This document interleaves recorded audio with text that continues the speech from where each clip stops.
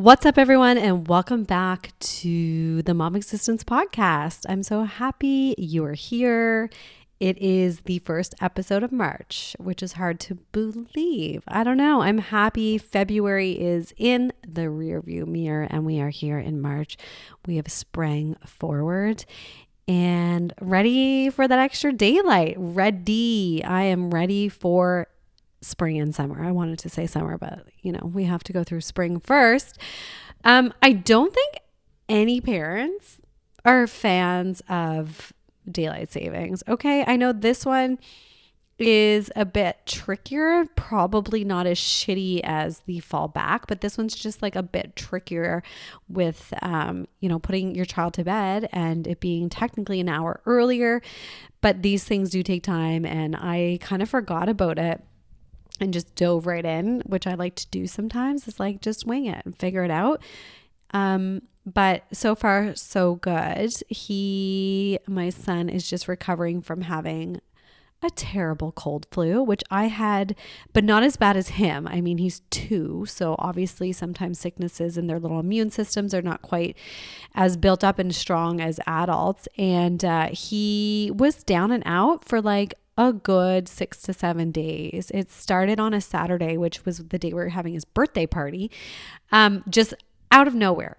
He slept in, which was strange. And he was a bit like just down, didn't really want to play, wanted mom. So I wasn't really sure what to do. Like, do I cancel the party? I notified a few of my friends to be like, hey, I think Cash has caught something at the 3 days he went to daycare, which was not very many days post vacation. And he already picked something up.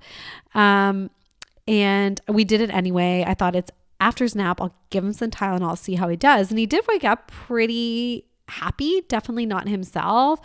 But then like he didn't want to engage or do anything at the party with his friends, which is like so not like him. And I gave like a lot of, or I should say I didn't give a lot of shits or fucks about this party in the way I have before. Usually I'm such a planner in a stress case. And this year I just like reused a lot of things that we already had from last year, kind of changed up the theme and just like grabbed some sandwiches and some chips and cake my mother-in-law's best friend made and just like winged it, which I think was better because I can get a bit psychotic and anxious in taking so much on, which is a great segue into who I have on the episode this week, who I came across. I think it was TikTok first, or maybe it was Instagram. She's got a huge following on both.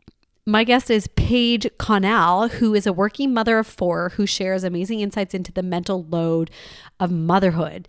And she's such a great advocate. She's in the US, so some of their experiences, obviously with maternity leave and parental leaves and things like that are different, but it was really good to learn a little bit about that. Going back sometimes after having a baby is like 6 to 8 weeks in the US, which is just insane. Most places in Canada, you get at least 1 year to a year and a half. I know Europe is close to a year and a half as well. So that kind of blew my mind. And she does such an amazing job on her social media, on TikTok, on Instagram, sharing insights and facts kind of about the mental load and what our mothers are taking on and what that actually looks like, because the lines can be blurred and it is confusing. But like I was saying about my son's party, me even thinking about the things we have to do, we were away. So I was thinking about these as the date got closer and kind of, delegating to my husband or mentioning things or ordering stuff. Like that's just like things that moms deal with and think about, and we just do them. She gives beautiful examples of prepping for school or daycare and just like taking out certain things that might be in the bag and then replacing them. Like little things like that are things that kind of add up every single day. And obviously we love our children and we will do this because we love them, but sometimes it's kind of a lot and we can shake our heads at what society has kind of expected of us as mothers and things that we just do. So she opens up a really good dialogue about that. This is an amazing episode. She's such a ball of energy and just such a lovely human being. So let's dive in and please welcome Paige to the Mom Existence. Okay, I want to welcome Paige Connell to the Mom Existence. Welcome, Paige. Thanks so much for having me. Thank you. We've been having so many tech issues and we just got off to a bit of a late start, but that is okay. We are here and we are together virtually, and that is all that matters.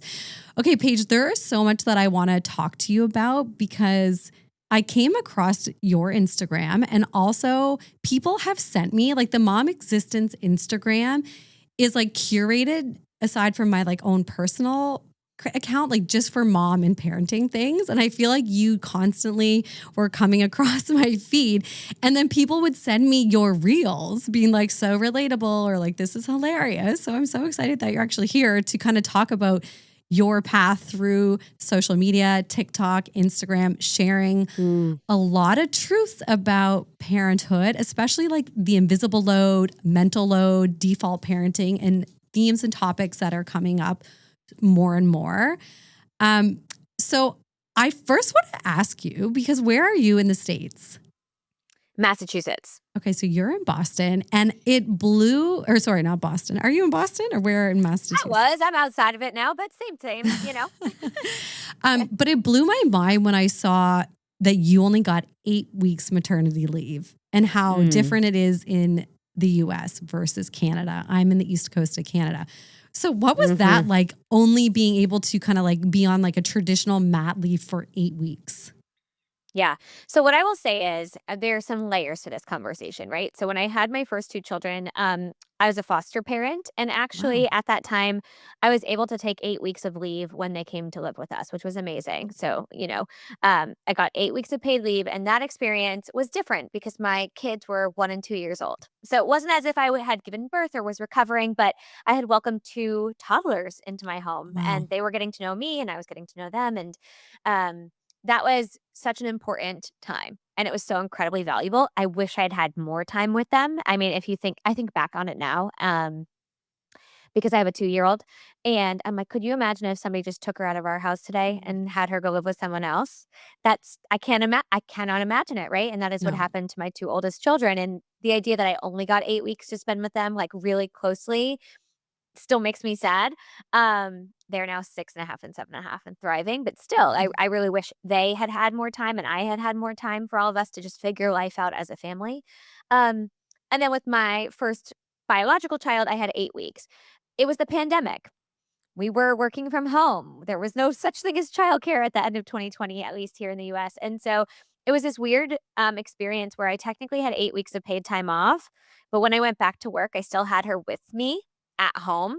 Mm. And so it still didn't feel like the traditional, like, go back to work right after 8 weeks thing. So I Okay, want to be good. clear that, like, I had more time with my kids. I say this all the time. I had more time with my kids than I ever thought I would have had because of the pandemic, essentially. I was locked in my house with these children for almost what felt like 2 years, and but I was still working, and I was still on calls, and I was still kind of burning the candle at both ends. With my fourth child, this is where things get a little interesting. By the time I had my fourth child, Massachusetts actually offered paid family medical leave. So it was the very first time my husband could take time off, and it was the very first time that I could technically take time off with the state. The problem is, it's not your full pay. And so, having three older kids, all of which were in daycare, I Mhm. couldn't afford to take the state leave because it was too much of a pay cut. And so I took my 8 weeks that were fully paid via my company, and then I went back at that 8-week period because we couldn't afford for me not to. Because while my husband took his 4 weeks, we were basically at 50% of his pay.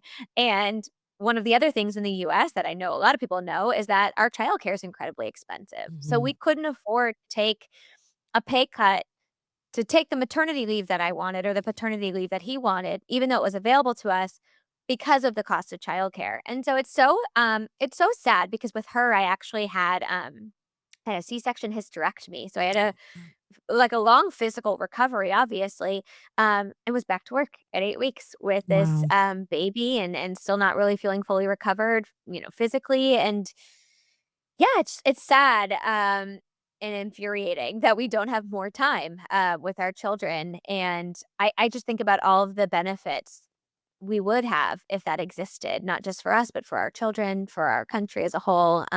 Yeah, it's awful to look back and think like, wow, only 8 weeks. That's not nearly enough time.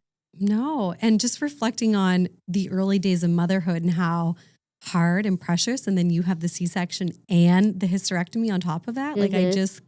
just emotionally, hormonally, like all the things would, and physically obviously would be so hard. And Yeah. I often think about like the US is such a powerful and like thriving country. And I often think about stuff like that or like even, I mean, we won't get into too much of politics, Yeah. but like Yeah. the whole healthcare and that process with childcare, I'm like, this is insane. And we definitely take some of that for granted, living in a country like we do in Canada. But I know here in my province, I'm in Nova Scotia, there is still a huge shortage, which I think is nationwide Right. for any type of childcare or like after school program, which is still like shocking. I But know. I work for myself, and I didn't Mm. have the opportunity to take advantage of the like daycare system here until 18 months, which is a lot easier when they Okay. get to that toddler age.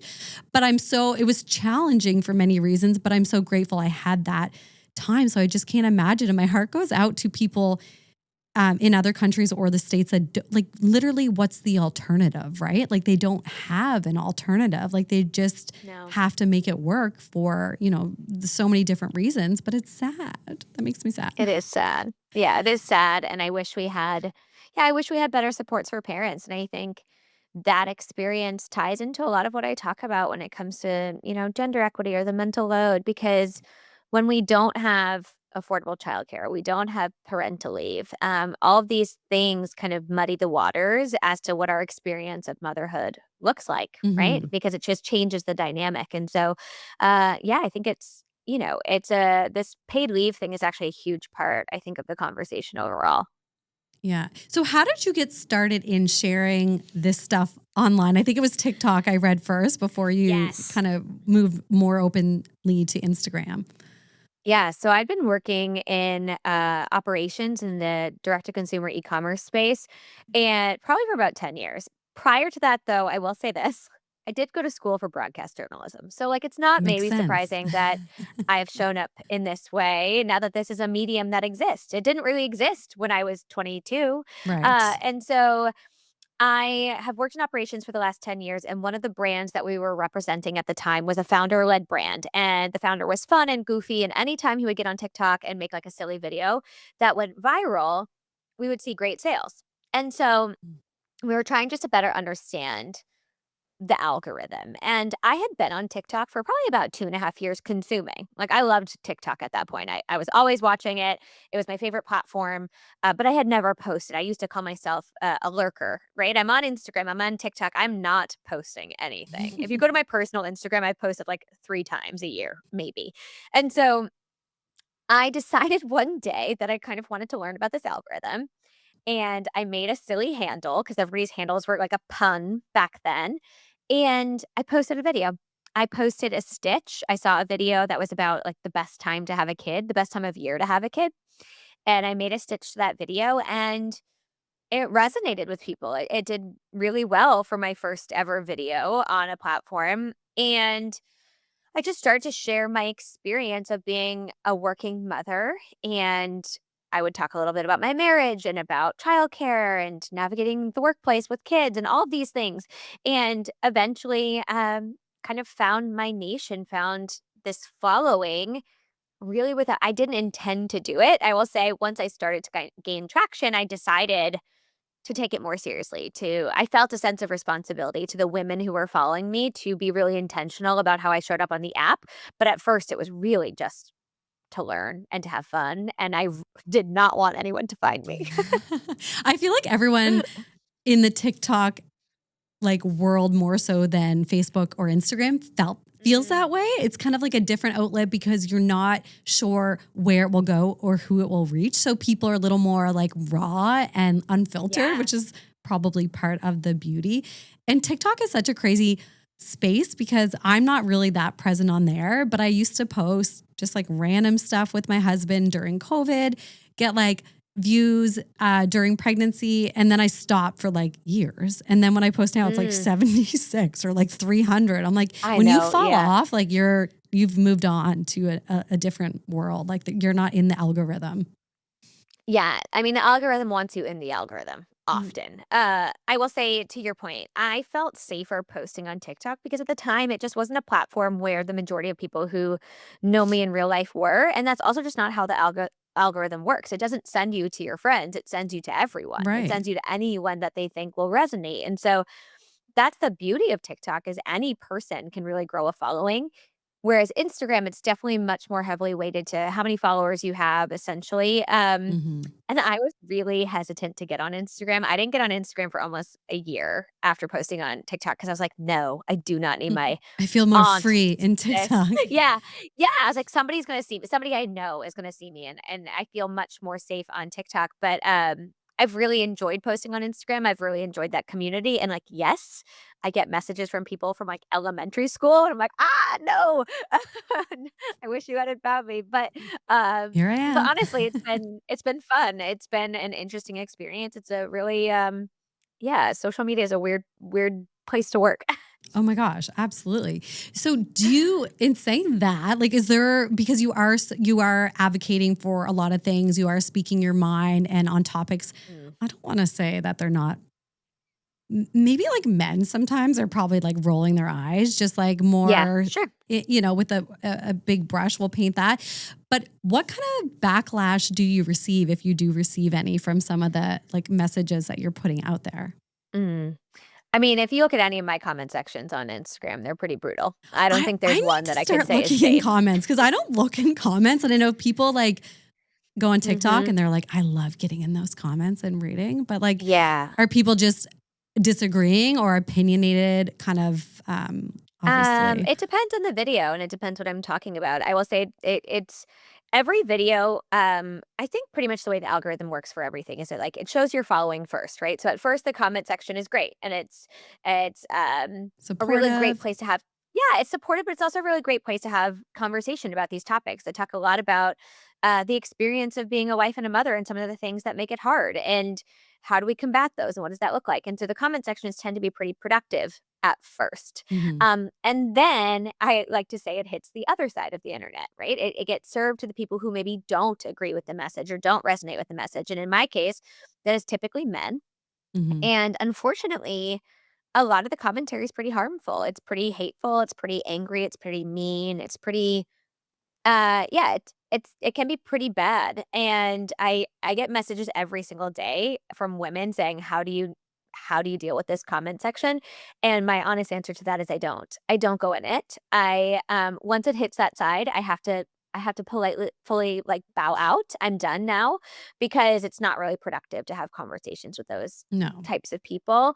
Um Luckily, though, my DMs are mostly people who wanna have, healthy conversation and, are most engaged with my content. I there's instances, where my DMs are full of angry people, but it's not often, which is great.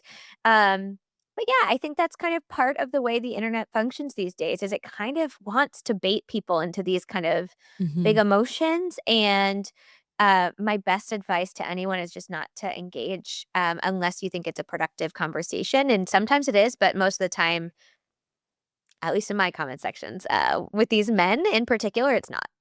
Well, I feel like they're just further validating what you're saying and like feeding into that Unfortunately. like narrative. Yeah. And yeah, it's kind of sad. I don't know why some men and things that I see on, any social media platform, why they get so like offended by stuff. It's like this may not be the case for you, or you may not value like a stay-at-home mom or that type of role, but like this is a thing. This is something we need to acknowledge. I just don't know why people can't see past it, but that's Yeah. probably part of the problem.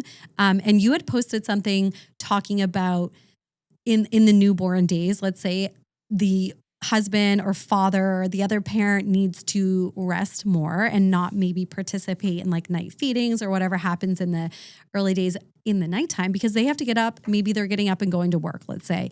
And the mother is technically getting up and like working in the home, but they're working as a mother. So it's like that really hit home with me. I mean, my husband was fantastic. Of course, I would have to nudge him to wake him up sometimes, but if I asked him to, he certainly would.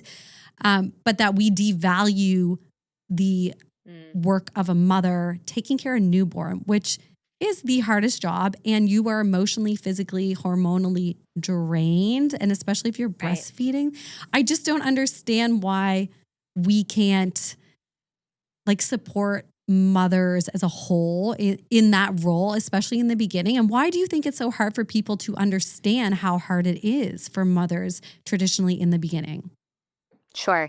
I think it's really layered, right? I think one of the reasons that women tend to take on that work of caring for the newborn is because of the lack of paid leave for men, right? Like if we talk about that to begin with, it's Mm-hmm. um, women tend to take on the work of being a mother well before men are expected to. I even think about trying to conceive. I don't know about you, but like I was tracking my cycle and I was Mm-hmm. researching prenatals and I was doing all of this work. And I would tell my husband when we were ovulating, he just was along for the ride. He's like, all right, let's go. Literally. Right. And Yeah. I was doing all of this work. I was truly like putting in time and effort to get us pregnant. And then when you are pregnant, again, the birthing person is doing all of the work and going to the doctor's appointments and making sure that everything is good. And at the end, I was checking my blood pressure, right, every day by myself and all these things, right? And so then you have this baby and as women, we've really been conditioned almost our whole lives to be moms. People are constantly telling us Mm-hmm. what it looks like to be a good mom and how amazing it is to be a mom and how it's the number one job in the world. And it's like you're going to be the most proud of it. And even giving And, them as dolls and like strollers and stuff like that. or even when I was little, they used to call me like mommy Paige because I would take care of my baby brother. And, like, not really take care of him, but like play with him. But it's like, do you call little boys who play with their sisters daddy so and so? No, No. like that's weird, right? But we do that to girls. And so Mm-hmm. we've been told our whole lives that this is like the ultimate job. And so we're prepared for it in a way. And then there's this assumption that women are just inherently better at this. And it's not that we're better at it, right? But what I think often happens is men will have this narrative I have to work in the morning, I have to be well rested. And there are some people who have careers where maybe that is true, right? Surgeons. Yeah. Does it make sense that you need to be well rested to perform surgery? Yeah, I Mm-hmm. would hope so. Mm-hmm. My husband, he works with electricity. I would hope he's well rested when he's working with electricity. However, his work makes him work 18-hour days sometimes, Oh my sometimes God. 24-hour days. And that's normal and that's okay. But if I were to ask him to wake up twice at night to take care of our baby, people think I'm being a selfish wife. How could I jeopardize his sleep? Right. Mm-hmm. And there's this conversation around like, well, he still needs to make money and he can't slack off at work. But also, the lack of sleep is so incredibly detrimental to a mother and to her mental health and to her ability to care for her child, right? So we should Mm-hmm. view those things with equal Equally. value. Yeah, exactly. And I think as men, the thing I say to men all the time is, why wouldn't you want to? Why wouldn't you want to bond with your baby? Why wouldn't you want to get up and take care of them? Because what often happens, I think, is say mom has mat leave for 3 months. We'll say 3 months because I'm in the US, right? That's Mm-hmm. generous. You have Yeah. mat leave for 3 months. And during those 3 months, you do the overnights with your baby because your partner's working. Mm-hmm. Those 3 months end and you go back to work. What tends to happen is there's this like idea that now we're going to do it together. We're going to share it. But what tends to happen is because men have not been conditioned to think about the baby, listen for the baby, wake up with the baby. One, they don't hear it. So moms go, well, I'm awake anyways. So Mm-hmm. what's the point of waking him up? Or dad wakes up and says, I can't get the baby to go back to sleep. I can't seem to soothe them. They don't want me. They want you. And it's like, well, of course they do because I've just spent the last 3 months doing this. And so they're more comfortable with me. I've learned about them. I know how to soothe them. We have a routine, right? And you're messing up the routine. And Mm-hmm. so that happens. And then all this goes back to mom. It goes, okay, it's just easier if I do it. It's And just you're still easier if I having do to it. delegate, which again is work. Exactly. And so I think it just creates when I made that video, it was really about the value, right? And the importance of men bonding with their kids and being a part of those early days. Um and the importance is that it's not just about these 3 months. And also nobody's asking men to stay awake all night. Like 1 or 2 feedings a night. There's many feedings every night. Mm-hmm. Nobody's asking you not to sleep, but it's important to participate. And I often say, like, if And you just like wanted to be a dad, supporting the mother, like just support if you're crying yes, as a mother, which we do in the night of because we're course. like, what's happening? They won't go back to sleep. If someone's just there and you feel less alone. And of course, there's cases of people being single parents and not having Of that course. support. But if you have support, you should be helping each other and at like the lowest of low times, right? Yeah. And my husband was great in the sense of and something else I want to ask you, but like some of your content, like you're not projecting necessarily like your experience, right? This is just like an overall No. theme. Mhm. But my husband would get up sometimes at like 4:30, 5 a.m. and let me sleep for like 3 or 4 hours. And do you know how like Mm. I could have just like fluttered out of bed. I was just elated, like so happy. I would feel like a new human. And I Yeah. feel like whatever it is in the schedule or the relationship that you can work out, you need to work something out. There needs to be equality and like you have to learn to go to bed early, husband or wife, and sleep for this many hours, and then I'll do this shift or something. But I feel Yeah. like men, and maybe it's kind of them not being conditioned for this role, thinking that like, oh, my wife really wants to have a child or we really want to have children, but like she Mm. wants it more. So like this is something that she's going to have to take on. You know what I mean? I feel like with some Yeah. people that's ingrained and like, well, she wanted to have this baby. And like that, yeah, that may be true, but like it doesn't make it any easier, you know? Yeah, but also I think that's like a narrative too that like, well, she wanted it that I've seen a lot, which is that there's just as many men. Like I would actually say that most of my friends, when I talk to them, they'll say like, oh, if my husband could, we'd have 6 kids, but I'm done it too. Right? Because they are expected to do the work. So the husbands are like, this is fun, but they're not doing those overnights. They're not doing all those feedings, right? They're not doing that hard work of actually taking care of these kids all the time or the mental load of it all, right? And so for them, who cares if it's 2 or 6? It's all fun. When a mom knows, like, actually, no, you add another kid here and this is going to go crazy, right? This is like one kid. After you've hit two, it's like, it's a lot. You only have 2 hands. And so, Yeah. um, yeah, I think it's that idea too, which is what do people say? Like, a lot of men wanna be husbands and parents, but they don't wanna be, like, dads or something. I don't know. But it's like this whole idea that you have to actively want to parent, and if you agreed with your partner to have a child, then you agreed to be a parent, and I don't think there should be any world in which any of us really opt out of parenting, right? I don't, um if you have a child, it's so important to want to be a part of their lives. And I think that's true of everything, right? Like you should want to know who their best friend is and you should want to know their favorite character in their TV show because they're your kid and it's their life. Mhm. And we often think about parenting a lot of these conversations are really targeted around like those early days, but this stuff lasts, like these dynamics can last throughout your kid's life. And it's important, I think, that we start to recognize them early on so we can make sure that we kind of approach parenting in the way that we want to for our marriages and our relationships and whatever that looks like. Everybody has a different desire, but I think if you want equity and you want, your kids to see a dad that's super involved, then you have to talk about what that looks like. Yeah, it is hard. I think some people, whether it be the mother or the father or the parent, it doesn't come naturally. And it is something that takes like, Sure.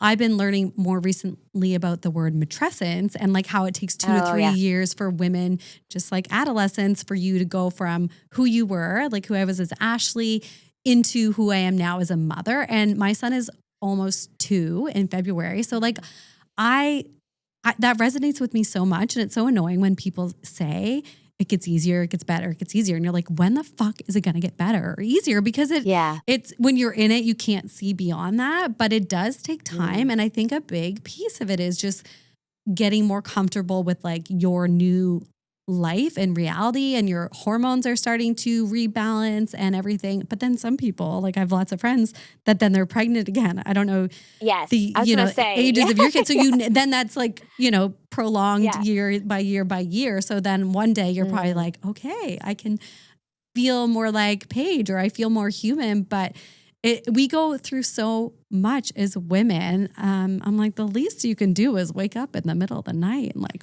rock this Yeah, baby, please. yeah. I remember waking up, postpartum just, like, drenched in sweat, and nobody had told me about that, right? Like, just being, like, soaking wet I was like, "What?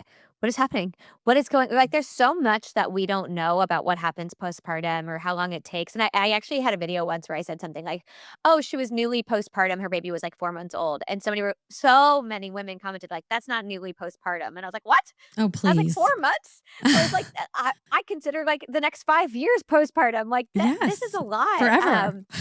Forever, exactly, and I think, we evolve as parents. I definitely feel like that, and I can say there are phases with everything, and, like, Mhm. right now, I have a 2.5-year-old, and she's hard, and, because she's 2.5, The emotions. and she's my last one, she's the 4th, and I told someone it's actually easier with the 4th.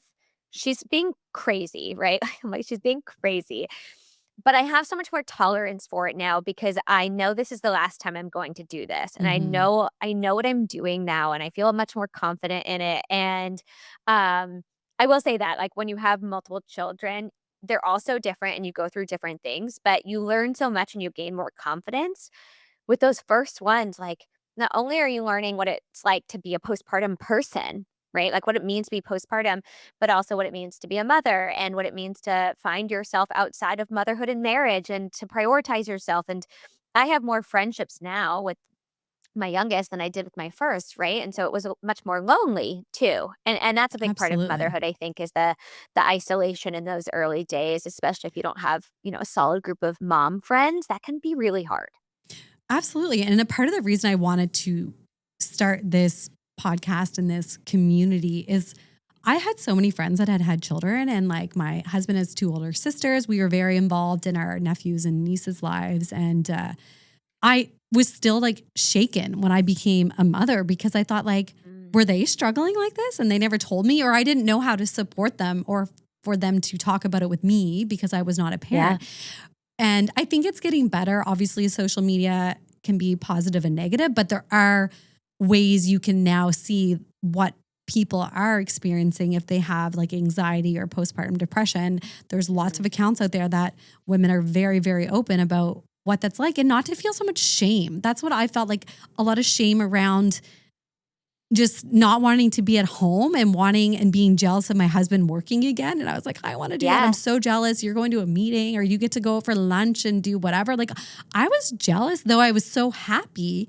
So having these conflicting feelings and emotions that they can exist at once and both be true, I think is just reiterating that over and over to mothers that like every day is going to be so different, but you still, I think it's ingrained in us.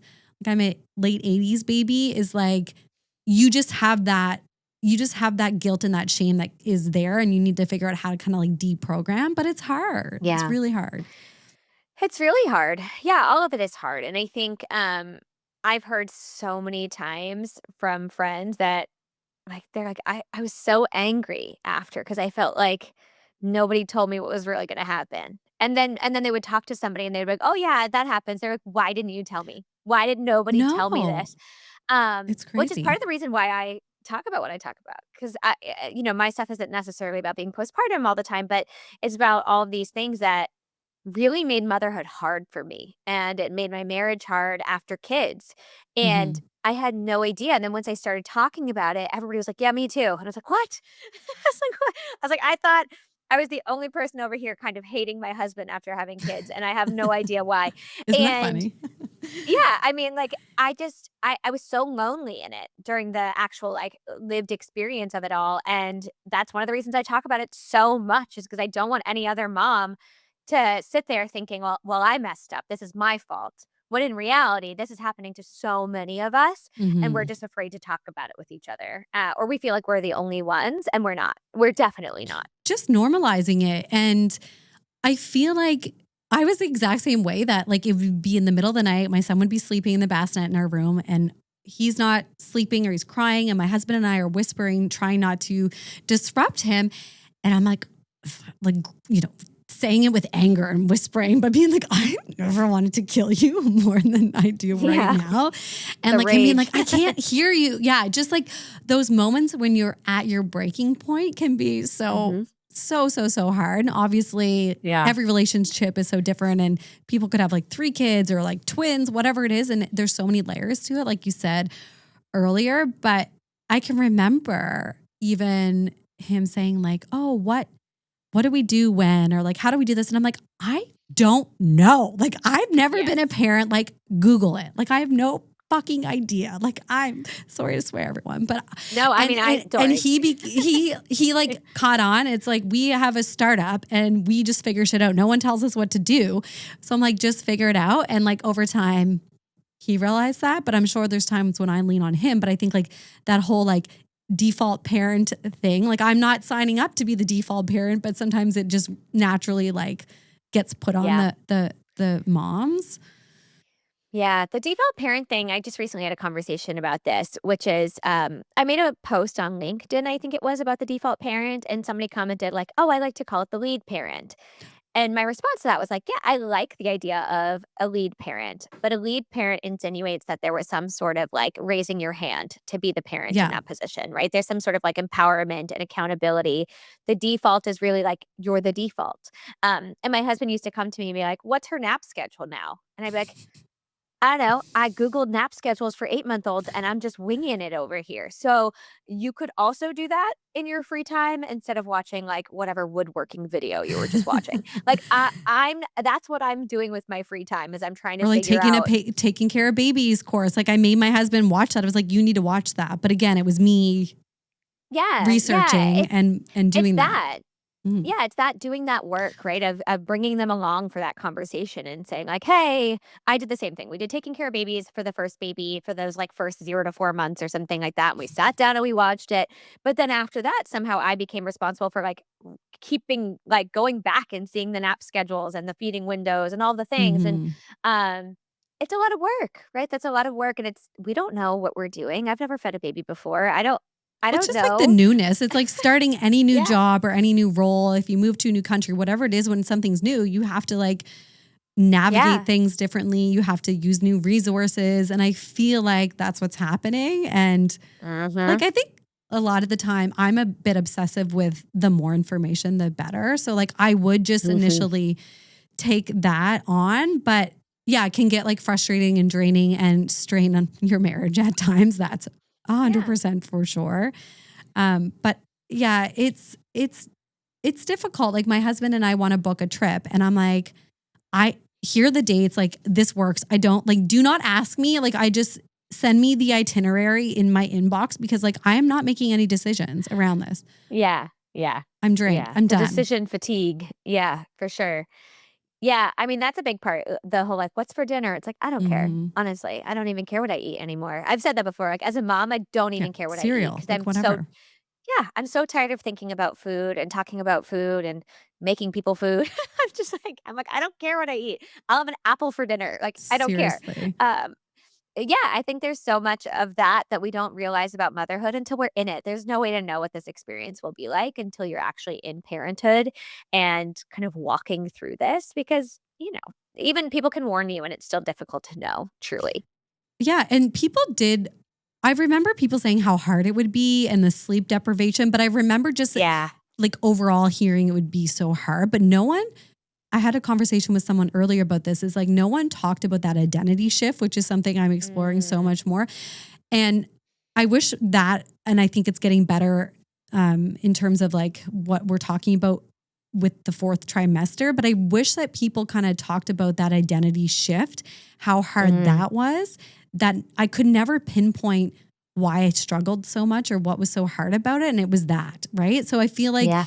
if people are understanding that that's going to be for some people the hardest part, some people like thrive in the early days or motherhood. And like my mom never, she tried to go back to work and then she decided she didn't want to and wanted to stay home and be with my brother and I. And I'm like, I mean, those times were different, but like good for you. Like Yeah. I'm glad, but I feel like as women, we need to have the decision to make that. And of course, in the States, you don't have that decision sometimes financially, but Unfortunately. Yeah. yeah, it's hard. It's hard to understand. I just wish someone had said this would be the hardest part because no one told me. And again, you can't hear stuff sometimes until you're going through it. Like it just kind of doesn't Yeah. absorb. Yeah, and everything that you used to maybe identify with, right? Like I always loved working and I loved working out and I loved all these things. And then after kids, I used to tell people like, now it's just a job. Like I have a job. I don't care about it as much anymore. Like I used to really care about this. And now I'm a mom and I have to care way more about that than I do about this job.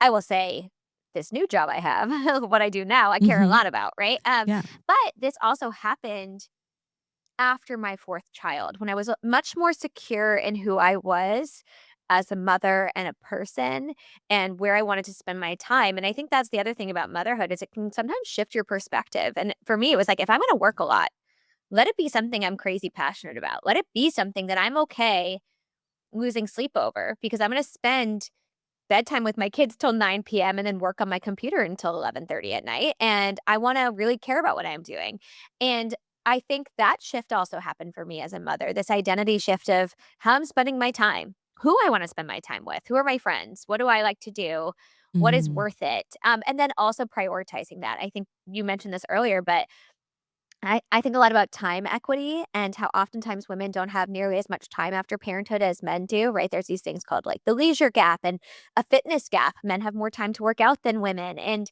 we have so much less time. And I really encourage people to talk with their partners, not just about sharing the responsibility of the kids or chores or whatever, but about time, right? Hey, Mhm. yeah, like you go to an office every day and you have an hour and a half lunch break and you go to the gym at your office. I don't have that. I don't have that hour The and a half. I'm with the commute. kids or Yeah. yeah, the commute. You get 30 minutes to listen to your favorite podcast. I haven't listened to a podcast in a month because I haven't had more than 5 minutes by myself without a child. So I had to have those conversations with my husband, which is like I wake up and there's kids. And then I drop them off at school and then I work. And then the second I'm done working, there's kids. And then it's 10 p.m. And I have not had 1 minute that was for me, that wasn't for work, that wasn't for children, that wasn't for you. And I was Mhm. like, and I know it doesn't sound like it, but your commute is a break. Your lunch break is a break, and I don't get those things. Absolutely. Um, and so I encourage people, especially in parenthood, to talk about that. Like, how do I have time to have that identity for myself? How do I have that time to just try and figure out who I am in this new phase of life outside of just being a mother? Because I think prior to kids, we have full identities. We're full people. And then we have children and we get like so caught up in the role and the identity of being a mom that we forget that we're people too. And we Mhm. deserve time to be those people. Um, and so, yeah, I really encourage people to do that work with their partners before kids if you can. Like, try to make that space, Before for after you marriage, have a baby, if you're getting before married. marriage, before it Yeah. all. Get on the same Um, page. No, that's yeah, so get on the true. same page.